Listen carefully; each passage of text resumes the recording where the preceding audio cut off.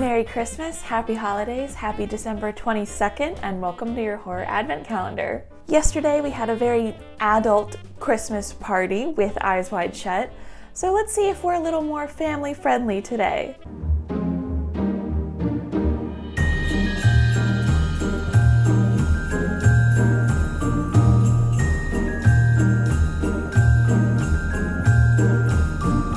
Today's festive horror recommendation is another Stephen King classic, Misery, which came out in 1990 and was directed by Reiner. I feel like most people, even if you haven't seen the movie Misery, you're familiar with the movie Misery, you know what happens in Misery.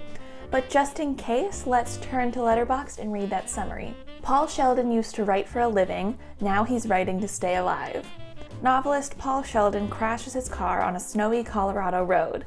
He is found by Annie Wilkes, the #1 fan of Paul's heroine, Misery Chastain.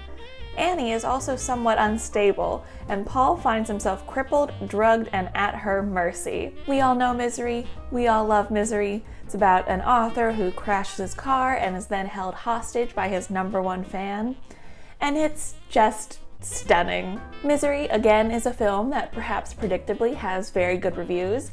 On Letterboxd as an average of 3.9 out of 5 stars. Personally, this is one of my 5-star movies. I think it's a perfect movie. You'll see I have a good amount of friends on Letterboxd who have seen it as well, and they pretty much seem to agree with me that this movie is excellent. Misery is another movie that's been in my life for a very long time. I probably watched it when I was far too young, but that's when I consumed a lot of Stephen King content, was at a tender age. Some might say a formative age.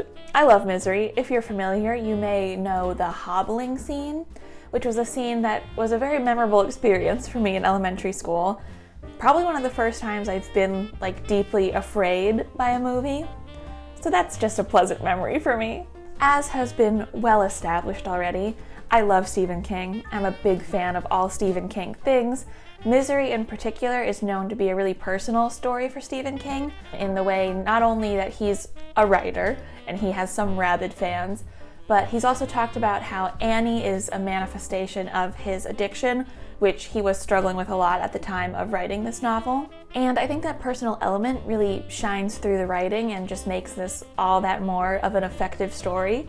But as for the movie itself, it's just so fantastic.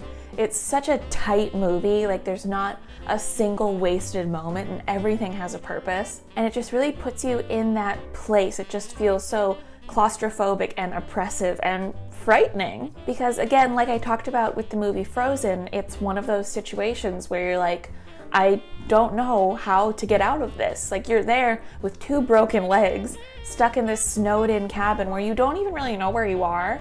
What are you gonna do? What are you gonna do? And all the scares in Misery are really just so smart and so well done. I don't think this is a spoiler, but I'm gonna get a little bit into specifics here. But there's one scene in particular where Annie has all these tchotchkes set up on her shelf, and Paul is snooping around while she's gone, and we as the audience see him pick up this little penguin, I think it is, and when he puts it down, we can see that he has not put it down facing the same way it was when he picked it up. Because all the details are so specific and so well thought out, we see that and we're like, oh shit, which is just so smart. I don't think I'm that attentive in real life that I would ever notice something on my shelf facing a different way, but in this movie, I notice it because you're given no option but to notice it. It's just so smart. And of course, Kathy Bates and James Caan are so excellent in this movie.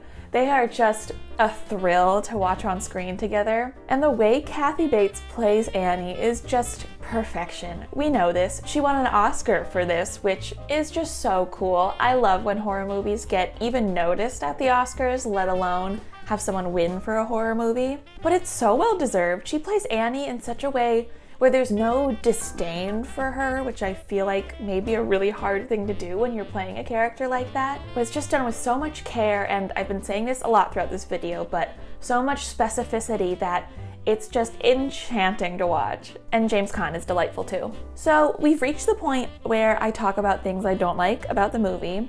As I've said, I give this movie 5 stars. I think this movie is perfect. So it's very difficult for me to find any negatives about it. But if I had to, the only negative takeaway I can conjure up for this movie is the very unfortunate recurring pattern in Stephen King work of hatred of fat women. Now, I'm not in the business of psychoanalyzing Stephen King, so I'm not even gonna go there. Just something to note. Moving swiftly along to the festive levels of Misery. So it's not Christmas. It's not very Christmassy. This movie is snowy as fuck. There's snow everywhere. Look, you can't really see. But look, snow on the mountaintops. There's snow falling from the sky. He crashes into a bank of snow. Snow plays a very important role in this movie. And James Caan is an elf, so when I see him, I think of Christmas. But let me know what you think. Are you able to find more faults in Misery than I am?